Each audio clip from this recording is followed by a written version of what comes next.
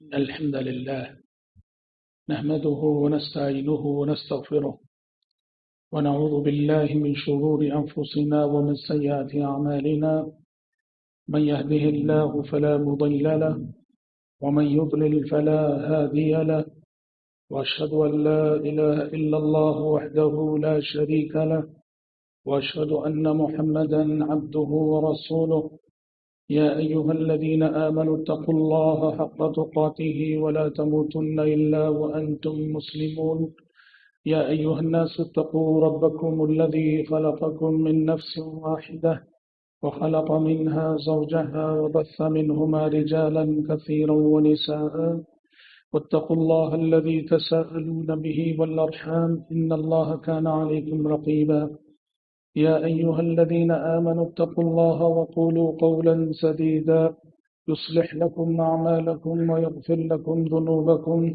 ومن يطع الله ورسوله فقد فاز فوزا عظيما أما بعد فإن خير الحديث كتاب الله وخير الهدي هدي محمد صلى الله عليه وسلم وشر الأمور محدثاتها وكل محدثة بدعة وكل بدعة ضلالة وكل ضلالة في النار أعوذ بالله السميع العليم من الشيطان الرجيم من همزه ونفخه ونفسه يا بني آدم خذوا زينتكم عند كل مسجد وكلوا واشربوا ولا تسرفوا إنه لا يحب المسرفين. حضرات، ابھی خطبہ مسنونہ کے بعد سورۃ الاعراف کی ایک آیت میں نے آپ کے روبرو تلاوت کی ہے۔ اللہ تبارک و تعالیٰ نے اس آیت میں بنو آدم سے مخاطب ہو کر دو باتوں کا حکم دیا ہے۔ فرمایا کہ یا بنی آدم، اے اولاد آدم، خذوا زینتکم عند کل مسجد، ہر مسجد کو جاتے ہوئے یا ہر نماز کو جاتے ہوئے لباس اپنایا کرو، زینت کے اسباب اپنایا کرو۔ وَكُلُوا وَاشْرَبُوا وَلَا تُسْرِفُوا، اور کھاؤ پیو پر حد سے تجاوز نہ کرو کہ انہ لا يحب المسرفین، اللہ تعالیٰ حد سے تجاوز کرنے والوں کو پسند نہیں کرتا ہے۔ ترجمے سے آپ نے ملاحظہ کیا کہ دو باتوں کی تعلیم اس آیت میں دی گئی ہے۔ آج میرے خطبے کا موضوع اس آیت میں جو پہلی بات کا حکم دیا گیا ہے، خذوا زینتکم عند کل مسجد، اے اولاد آدم، ہر نماز کے وقت یا ہر مسجد کو جاتے ہوئے زینت کو اپنایا کرو۔ مفسرین کرام رحمۃ اللہ علیہ مجمعین نے اس آیت کے نزول کا سبب اور پس منظر یہ بتایا ہے کہ مشرکین مکہ اسلام سے قبل خانہ کعبہ کا طواف کرتے ہوئے برہنہ طواف کرتے تھے، ننگے طواف کرتے تھے، عریاں طواف کرتے تھے، لباس اتار دیا کرتے تھے طواف کرتے ہوئے۔ تصور یہ تھا کہ جن کپڑوں کو پہن کر ہم گناہ کرتے ہیں ان کپڑوں کے ساتھ اللہ کے گھر میں حاضری نہیں دینی چاہیے، برہنہ طواف کیا کرتے تھے۔ تو زمانے جاہلیت کی اس غلط رسم پر نکیر کرتے ہوئے اللہ تبارک و تعالیٰ نے حکم دیا ہے کہ جب بھی اللہ کے گھر جاؤ، خانہ کعبہ جاؤ، مسجد حرام جاؤ یا کسی بھی مسجد جاؤ، لباس اپنایا کرو، لباس پہن کے جایا کرو۔ لیکن یہاں ایک بات غور طلب ہے کہ لباس کو جو زینت کے لفظ سے تعبیر کیا گیا ہے، اس سے یہ معلوم ہوتا ہے کہ مسجد کو جاتے ہوئے نہ صرف یہ کہ لباس پہننا چاہیے، اللہ نے استطاعت اور طاقت دی ہے۔ اللہ کے گھر کو آتے ہوئے، نماز کو جاتے ہوئے، مسجد کو جاتے ہوئے اچھا سے اچھا لباس، عمدہ لباس، پاکیزہ لباس، صاف و شفاف لباس، خوشبو لگایا ہوا لباس یہ پہن کر جانا چاہیے۔ وہیں یہ آیت یہ بھی بتاتی ہے کہ اللہ تبارک و تعالیٰ کا گھر جو مسجد ہے، یہ اس کے ادب کے تقاضے بہت عظیم ہیں۔ دیکھیے، مسجد اللہ تبارک و تعالیٰ کا گھر ہے، یہ ان شعائر اللہ میں سے ہے جن کی تعظیم کا ہمیں حکم ہوا ہے، اور اس کی حرمت کے تقاضے بھی بہت عظیم ہیں۔ مسجد سے رشتہ ہر مسلمان کا ہوتا ہے اور ہونا بھی چاہیے۔ تو ہر مسلمان کے لیے یہ ضروری ہے وہ جانے کہ مسجد کا مجھ پر کیا حق بنتا ہے، یا وہ آداب کیا ہیں کہ مسجد کی حرمت اور مسجد کی تعظیم جن آداب کا تقاضا کرتی ہے۔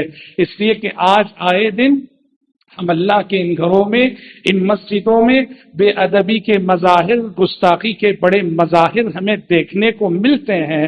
مسجد میں آنے والے مصلی کو، مسجد میں آنے والے آج کے مسلمان کو اس بات کا بھی شعور نہیں، علم نہیں یا احساس نہیں کہ میں اللہ کے گھر میں بیٹھا ہوں، میں اللہ کے گھر میں کھڑا ہوں۔ ایسی زبان یوز کی جاتی ہے، ایسی گفتگو کی جاتی ہے، بےہودہ گفتگو، بےہودہ زبان، بےہودگی کے بہت سارے مظاہر اللہ کے گھروں میں ہمیں دیکھنے کو ملتے ہیں۔ اسے یاد رکھیے، ہمارے لیے اور آپ کے لیے جاننا ضروری ہے۔ جس مسجد میں دن میں 5 وقت ہم حاضری دیتے ہیں، یہاں حاضری کے تقاضے کیا ہیں، اس کی حرمت کے تقاضے کیا ہیں اور اس کی تعظیم کے تقاضے کیا ہیں۔ دیکھیے، اللہ کے نبی صلی اللہ علیہ وسلم نے ان مسجدوں کو روئے زمین کا اللہ کے نزدیک سب سے محبوب اور پیارا علاقہ قرار دیا ہے۔ کہا کہ احب البقاع الی اللہ مساجدها وابغض البقاع الی اللہ اسواقها۔ پوری روئے زمین میں اللہ کو سب سے پیارا اگر کوئی حصہ ہے تو یہ وہ حصے ہیں جہاں اس کی مسجدیں آباد ہیں، اور پوری روئے زمین میں اللہ کو کوئی ناپسندیدہ مقام ہے تو بازار ہے جہاں دھوکہ ہوتا ہے، جھوٹ بولا جاتا ہے، ظلم کیا جاتا ہے، مرد و زن کا اختلاط ہوتا ہے، گناہ کے مظاہر ہوتے ہیں۔ یہ مسجدیں اللہ کو اس لیے پیاری ہیں، یہاں صبح و شام رأس العبادات نماز ادا ہوتی ہے، ذکر ہوتا ہے، قرآن کی تلاوت ہوتی ہے، دعائیں ہوتی ہیں، مناجاتیں ہوتی ہیں، گریہوزاری ہوتی ہے، توبہ و انابت اللہ کے مظاہر ہوتے ہیں۔ اس لیے اللہ تبارک و تعالیٰ کو یہ مسجدیں بہت پیاری اور بہت محبوب ہیں۔ حضرات، مسجدوں میں حاضر ہو کر، مسجد میں جب ہم حاضر ہوتے ہیں، یہاں ہمارے ایمان کی تجدید ہوتی ہے، اللہ سے ہمارا تعلق مستحکم ہوتا ہے، یہاں رحمتوں کی بارش برستی ہے۔ تبھی تو داخل ہوتے ہوئے ہم کہتے ہیں اللہم افتح لی ابواب رحمتک۔ یہاں آ کر جانے سے ہم پر رزق اور اللہ کے فضل کے دروازے کھلتے ہیں۔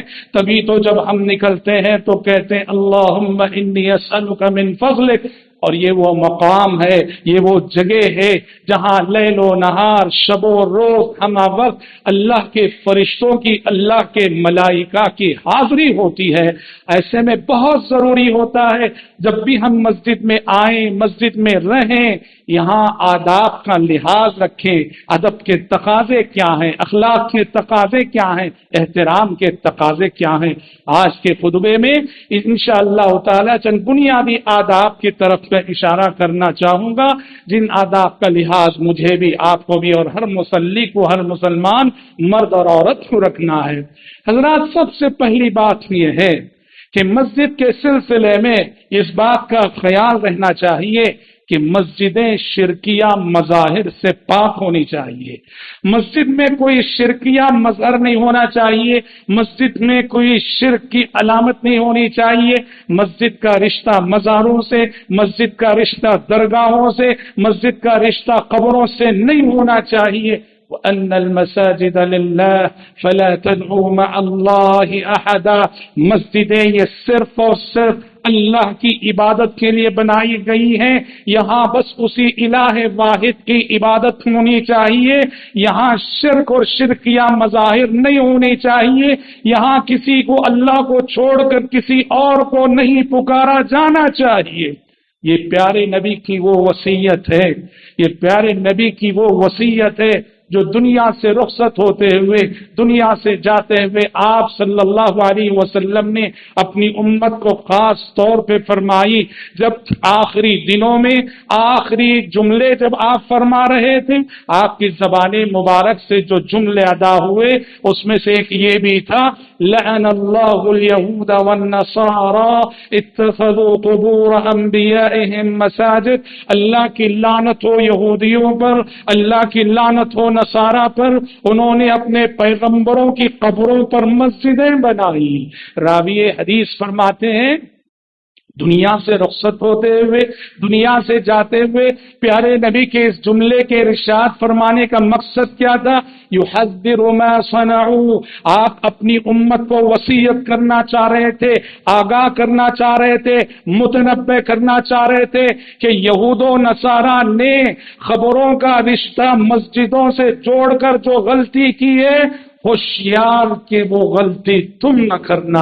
آپ بتائیے اس امت نے پیارے نبی کی اس وصیت کا لحاظ کہاں تک رکھا ہے؟ اس امت نے پیارے نبی کی اس وصیت کا لحاظ کہاں تک کیا ہے؟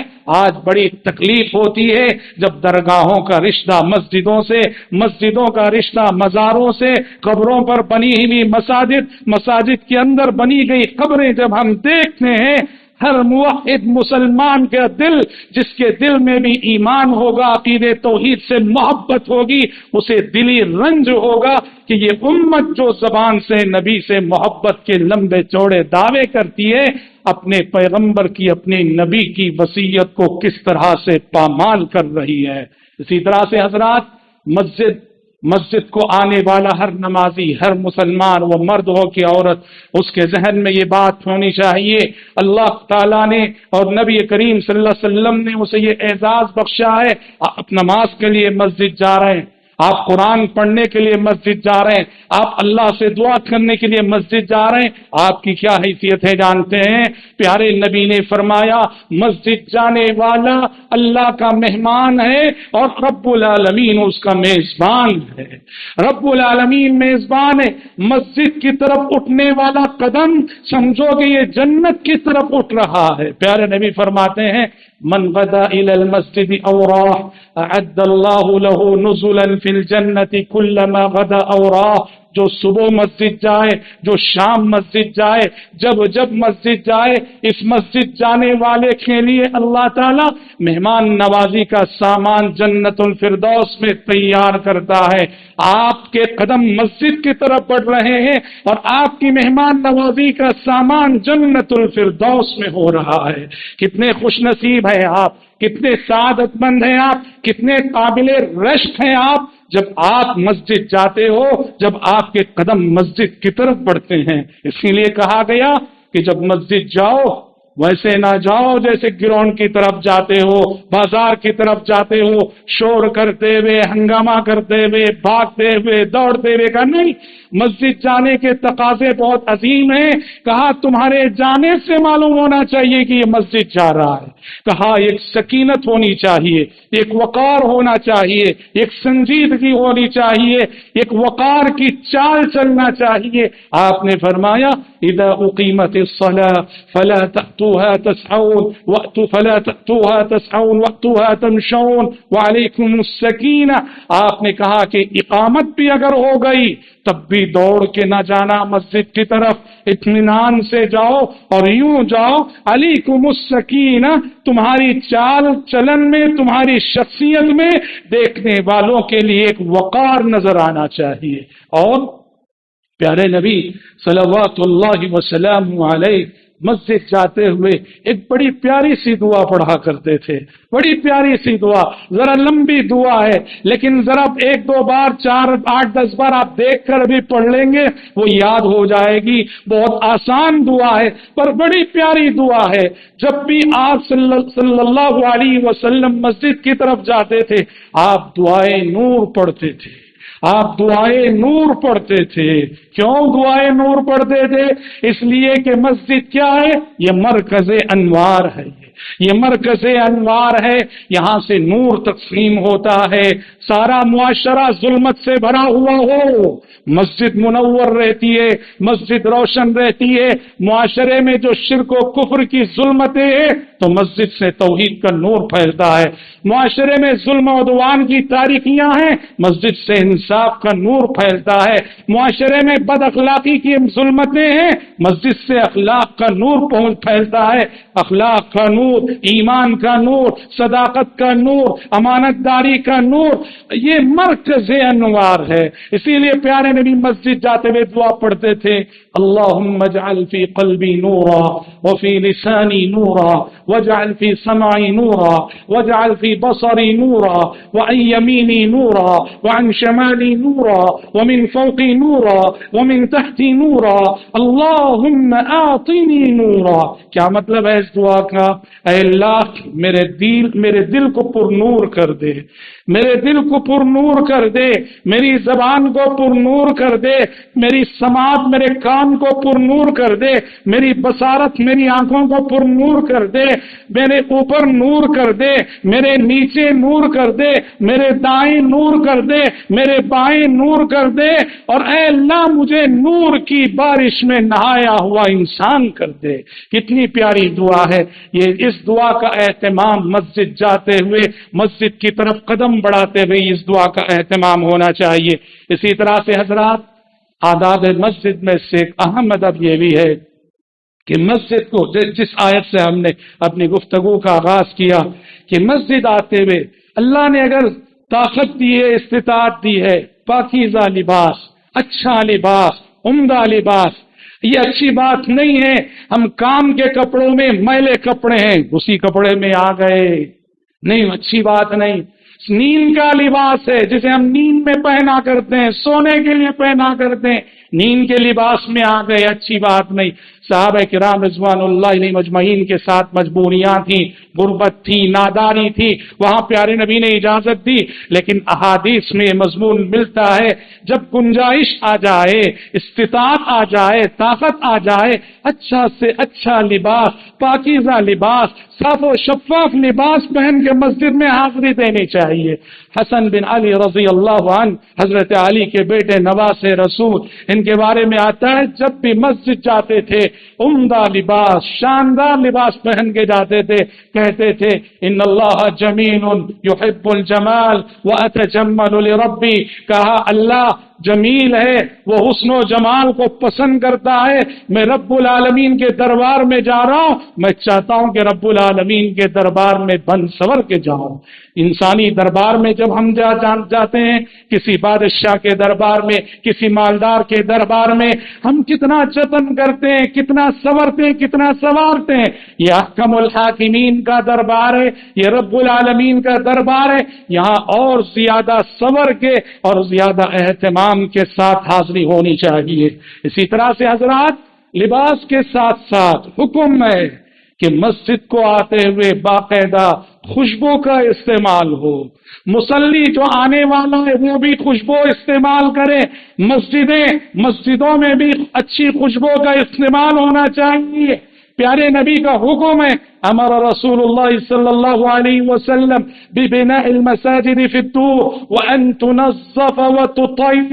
پیارے نبی کا حکم تھا کہ ہر محلے میں جہاں مسلمان رہتے مسجد ہونی چاہیے, اور کیسی ہونی چاہیے؟ مسجد پاک صاف ہونی چاہیے, اور مسجد میں خوشبو کا استعمال ہونا چاہیے.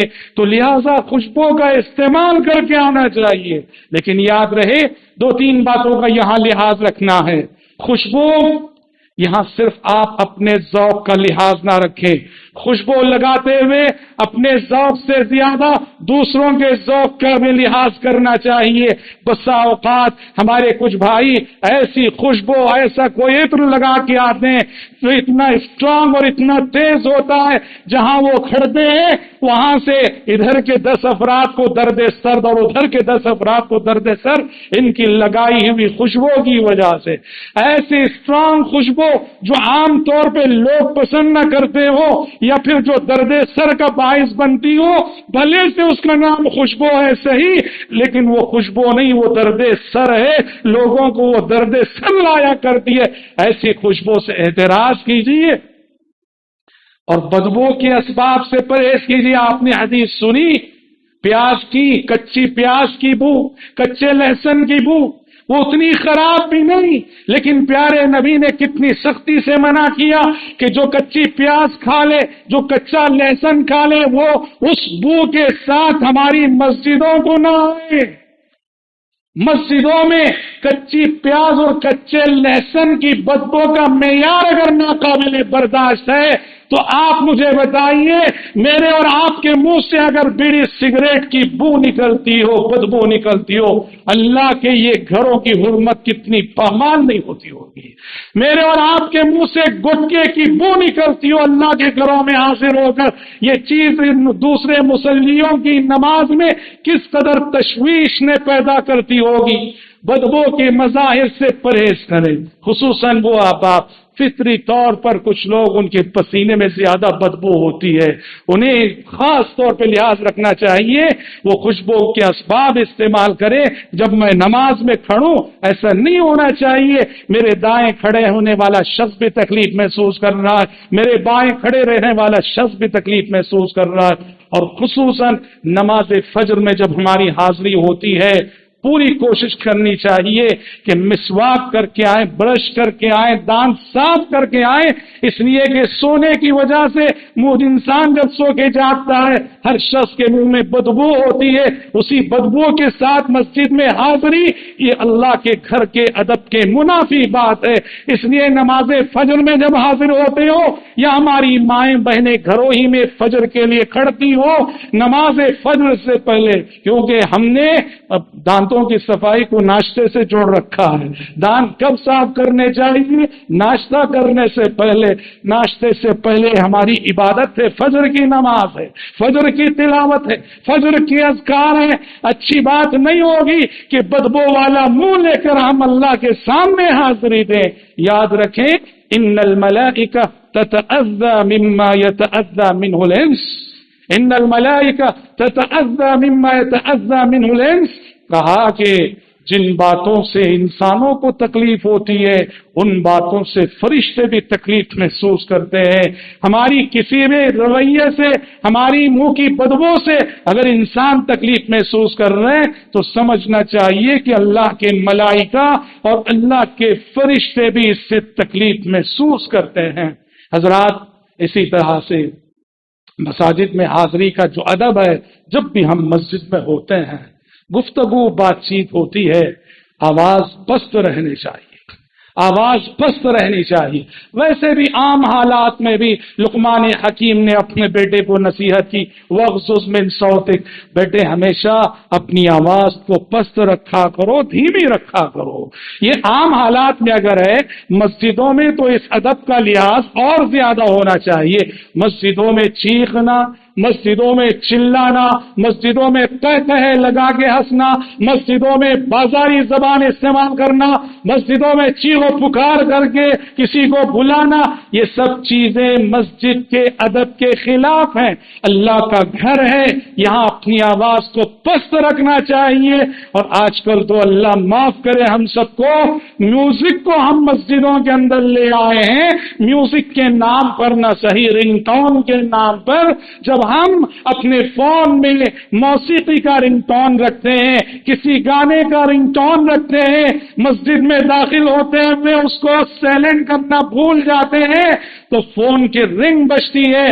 نماز کے وقت جب امام تلاوت کر رہا ہوتا ہے کتنا ڈسٹرب ہوتا ہے خود امام پڑھنے والے کو، کتنا خلل ہوتا ہے پوری مسجد کے نمازیوں کی نماز میں۔ اس لیے محترم بھائیوں اپنا رنگ ٹون سب سے پہلے تو سادہ رکھا کرو، سادہ رکھا کرو، اور دوسرے مسجد میں جب بھی آتے ہو اپنے موبائل فون کو بند کرنا نہ بھولو۔ انسان ہے کبھی بھول ہر ایک سے ہو جاتی ہے، سادہ رنگ ٹون رہا زیادہ پریشانی نہ ہوگی، لیکن سوچو کہ گانے کا رنگ ٹون میں نے رکھا ہے اور وہ عین تلاوت قرآن کے وقت، عین نماز کے وقت وہ رنگ ٹون بجے، میں کتنا بڑا مجرم رہوں گا اللہ کے سامنے، اور کتنا بڑا گنہگار اور کتنا بڑا خطا کار رہوں گا اللہ کے سامنے۔ اسی طرح سے حضرات مساجد میں جن آداب کا لحاظ رکھنا ہے اس میں سے ایک یہ بھی، مسجد میں آنے والا جب وہ اللہ کا مہمان ہے تو یاد رہے اللہ کے ان مہمانوں کو ہمارے کسی بھی رویے سے تکلیف نہیں ہونی چاہیے۔ یہ اللہ کا مہمان ہے، یہاں بیٹھ کے جو قرآن پڑھ رہا ہے یہ اللہ کا مہمان ہے، یہاں بیٹھ کے جو دعا کر رہا ہے یہ اللہ کا مہمان ہے، یہاں جو رکوع سجود میں ہے وہ اللہ کا مہمان ہے۔ میرے کسی بھی رویے سے اس مہمان رب کو تکلیف نہیں ہونی چاہیے۔ پیارے نبی نے دیکھا مسجد نبوی میں ایک صحابی تیر لے کے گزر رہے تھے، ان کے ہاتھ میں کئی تیر تھے۔ آپ جانتے ہیں تیر کی انی بڑی تیز ہوتی ہے، کسی کو بھی لگ سکتی ہے، چبھ سکتی ہے، کسی کا بھی بدن زخمی ہو سکتا ہے۔ آپ نے ایک صحابی کو مسجد کے اندر سے تیر لے جاتے ہوئے دیکھ کر فرمایا ہوشیار، کہا کہ اپنے تیر کو جتن سے لے جاؤ، اس کی انی کو پکڑ لو، ورنہ کہیں تمہارے اس تیر سے کسی نمازی کو تکلیف نہ پہنچ جائے۔ پتا چلا ہر شخص کو اس بات کا خیال رکھنا چاہیے میری کسی بھی حرکت سے، میرے کسی بھی عمل سے، میری کسی بھی ادا سے اللہ کے گھر آئے ہوئے کسی مہمان کو تکلیف نہیں ہونی چاہیے۔ جب بات ایسی ہے کسی ہتھیار کی تکلیف، کسی چھری کی تکلیف، کسی تیر کی تکلیف مسجدوں میں ناقابل برداشت ہے، تو سوچو مسجدوں میں ایسے افراد کیسے برداشت کیے جاتے ہیں جو نمازیوں کو ستانے اور تکلیف دینے میں اپنی پہچان بنا دیتے ہیں۔ ہر شخص کو ستائے گا وہ، ہر نمازی پہ تبصرہ کرے گا وہ۔ جو لوگ مسجد میں حاضر ہونے والوں کو تکلیف دیتے ہیں ایسے لوگوں کو برداشت کرنے والے بھی مجرم ہیں۔ نمازیوں کو ستانے والا مصلی، نمازیوں کو تکلیف دینے والا مصلی، مسجد میں حاضر ہونے والوں کو جو شکایت کے موقع دیتا ہے اپنی بد زبانی سے، اپنی گالی سے، اپنی بد چلن سے، ایسے لوگوں کو اللہ کے گھروں میں برداشت کرنا یہ اللہ کے گھروں کے ساتھ بہت بڑی بے ادبی اور گستاخی ہے۔ جائے کہ ہم کسی ایسے شخص کو اٹھا کے مسجد کا ممبر بنا دیں یا ٹرسٹ کا ممبر بنا دیں، اس کی کسی بھی صورت شرعاً گنجائش نہ ہوگی۔ اسی طرح سے حضرات مساجد میں جب ہم ہوتے ہیں اس بات کا بھی حکم ہے ہماری عبادت سے بھی دوسروں کو تکلیف نہیں ہونی چاہیے، ہماری عبادت سے بھی تکلیف نہیں ہونی۔ عبادت سے کیسے تکلیف ہوتی ہے؟ پیارے نبی صلی اللہ علیہ وسلم اعتکاف میں بیٹھے ہوئے تھے، اعتکاف میں بیٹھے ہوئے تھے، رمضان کا مہینہ تھا، صحابہ زور زور سے بآواز بلند قرآن پڑھ رہے تھے۔ آپ صلی اللہ علیہ وسلم نے اپنا پردہ ہٹایا، اعتکاف کا پردہ ہٹا کے کہا لوگوں سنو، الا کلکم مناج ربہ، تم میں سے ہر شخص اپنے رب سے مناجات کر رہا ہے، تم میں سے ہر شخص اپنے رب سے سرگوشی کر رہا ہے، تم میں سے ہر شخص اپنے رب سے اپنے دل کی بات کر رہا ہے، لہذا فلا یؤذین بعضکم بعضا، بلند آواز سے قرآن پڑھ کے، بلند آواز سے تلاوت کر کے دوسروں کی عبادت میں خلل نہ ڈالو، بلند آواز سے تلاوت کر کے دوسروں کی تکلیف کا باعث نہ بنو۔ فلا یؤذین بعضکم بعضا ولا یرفع بعضکم علی بعض، تم میں سے کوئی اپنی آواز کو اپنے بھائی کی آواز سے بلند نہ کرے۔ مطلب یہ ہوا کہ ہماری عبادت سے بھی، ہماری تلاوت سے بھی، ہماری دعا سے بھی آزو بازو ہمارے جو عبادت میں مصروف ہیں انہیں تکلیف نہیں ہونی چاہیے اور ان کی عبادت میں خلل نہیں ہونا چاہیے۔ اسی طرح سے حضرات جن آداب کا لحاظ مسجد میں حاضری کے وقت ضروری ہے اس میں سے یہ بھی کہ مسجد میں جب بھی آئیں، غلط ہے کہ اگلی صفیں خالی ہیں اور میں پیچھے کی صفوں میں بیٹھوں۔ حکم ہے اگلی صفیں پہلے مکمل کرو، پہلی صف مکمل ہو گئی، دوسری صف مکمل ہو گئی، تیسری صف۔ آپ نے صحابہ سے ایک مرتبہ فرمایا الا تصفون کما تصف الملائکۃ عند ربکم، کہا کہ اے لوگوں کہ اس طرح صف بندی نہیں کرنا چاہو گے جس طرح فرشتے اللہ کے سامنے صف بندی کرتے ہیں۔ صحابہ نے کہا اللہ کے نبی فرشتوں کی صف بندی کا طریقہ کیا ہے؟ کہا یتمون الصف الاول ویتراصون، فرشتوں کی صف بندی کی صفت یہ ہے کہ وہ اگلی صفوں کو پہلے مکمل کرتے ہیں، پہلی صف میں خالی رہتے ہیں وہ کبھی دوسری صف میں نہیں کھڑے ہوتے، وہ اگلی صفوں کو مکمل کرتے ہیں، ویتراصون اور مل جل کے کھڑے ہوتے ہیں۔ بنیان مرصوص، سیسا پلائی ہوئی دیوار کی مانند صفوں میں مل کے کھڑے ہوتے ہیں۔ تو پتہ چلا کہ صف بندی کا جو طریقہ ہے، صف بندی کی جو سنت ہے اس کا لحاظ رکھنا چاہیے۔ اور حضرات ہمارے ملک کی حالات کے تناظر میں آداب مسجد پہ جب گفتگو ہو رہی ہے ایک اور بات بتانا میں بہت ضروری سمجھتا ہوں، وہ یہ ہے کہ اپنی مسجدوں کو اللہ کے لیے سیاسی اکھاڑا نہ بناؤ، مسجدوں کو سیاسی اکھاڑا نہ بناؤ۔